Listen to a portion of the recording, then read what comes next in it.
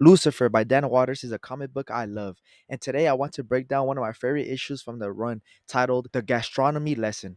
Before I begin, just in case you don't know how comic books work, basically, a comic book is also called a comic run, which is the equivalent to a show on television, and a comic run consists of comic issues, which is the equivalent of an episode of that show. Lucifer's run has a total of 24 issues. Issue number 9, written by Dan Waters and illustrated by Kelly Jones, is the first time that I realized how good one issue of a comic can really be, as this is one of the first comic runs I've actually read from start to finish. Years later, I read many comic books, and personally, this is Dan Waters' best work. Kelly Jones does a great job nailing the atmosphere, lending his 90s comic style to the art because of his use of dark shadows and heavy blacks. I love it.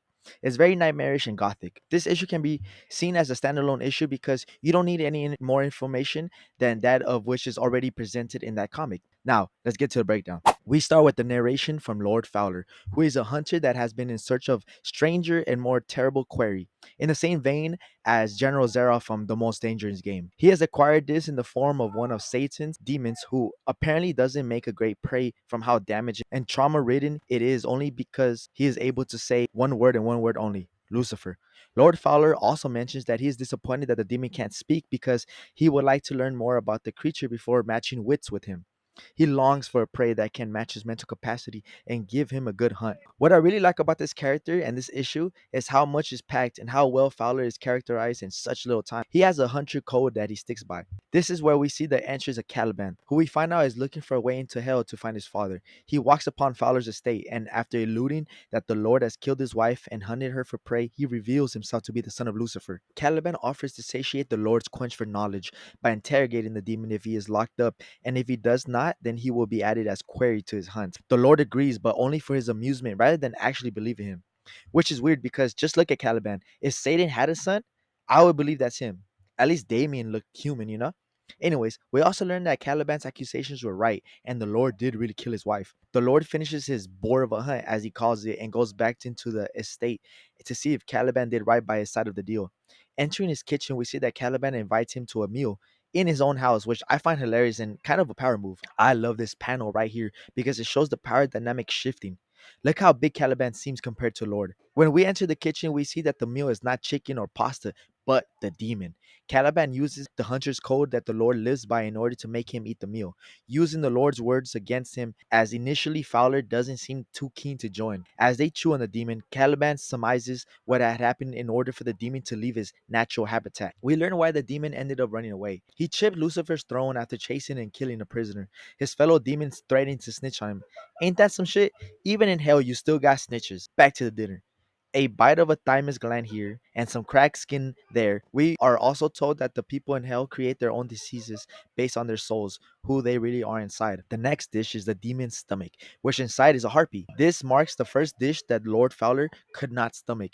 A harpy being a half bird with a woman's head, which could also play into the fact that he killed his wife and now has to pay for it by eating it. But that is my interpretation of why he doesn't eat it. He states it feels wrong.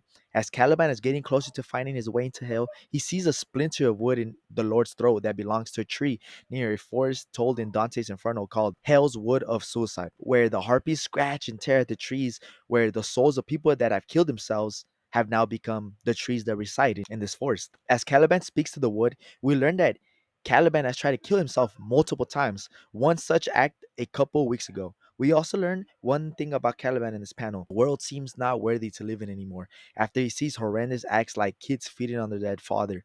This might be Lucifer's son, but we also learn that he has a heavy heart. The most heartbreaking revelation is that every attempt to take in his own life has actually succeeded. Only Lucifer has denied him entrance to hell.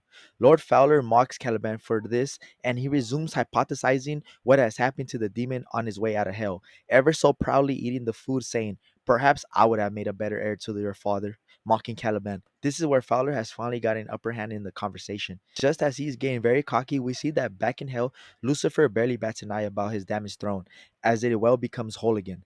So, we learn that the demon left in fear for no reason. Then we reach that metaphorical mic drop of the issue, and we see that the demon food has mutated Lord Fowler. Caliban then lets Lord Fowler's own dogs on him, and they eat him, presumably. And the issue ends with Caliban using the Lord's words against himself, saying, "A good hunter lets no morsel of flesh go to waste." A perfect ending to the issue.